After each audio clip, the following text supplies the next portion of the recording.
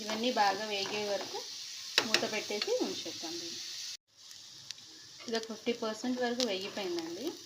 ఇప్పుడు మనం బాయిల్ చేసి పెట్టుకున్న soya chunks or meal maker దీన్ని వాటర్ మొత్తం పిండేసి యాడ్ చేస్తున్నాను ఇందులోకి. ఇది కూడా కొంచెం ఫ్రై అవుతే ఈ గీలో చాలా బాగుంటుంది.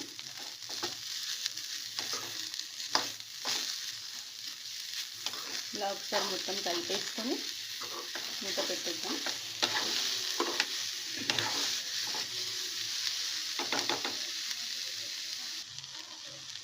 సోయా చంక్స్ కూడా ఇందులో బాగా ఫ్రై అయిపోయాయండి.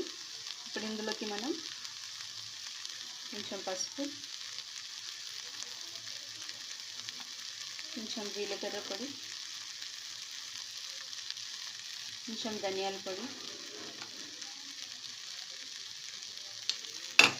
1/2 టీ స్పూన్ కారం వేసుకుంటున్నామండి.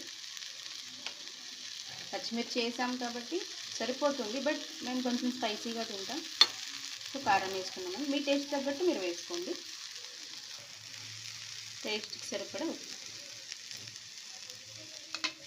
అన్నీ ఒకసారి కలిపేసుకుని ఒక 2 మినిట్స్ ఉంచుతాను. మసాలా అంతా బాగా పట్టేసిందండి వీటికి. ఇప్పుడు మనం ఇందులోకి రైస్ యాడ్ చేసుకుందాం.